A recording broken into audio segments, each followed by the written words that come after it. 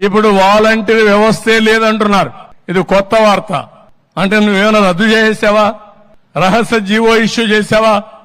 సమాధానం చెప్ప. నీకు సమాధానం చెప్పకుండా వాలంటీర్ వ్యవస్థ ఉందా లేదా?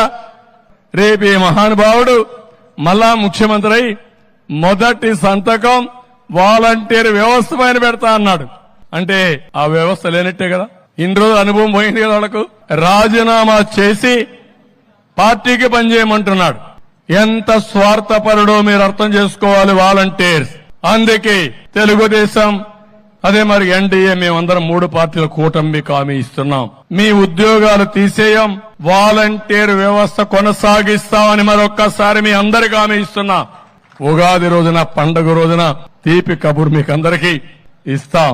5,000 కాదు 10,000 రూపాయలు పారితోషికం ఇచ్చే బాధ్యత మాది.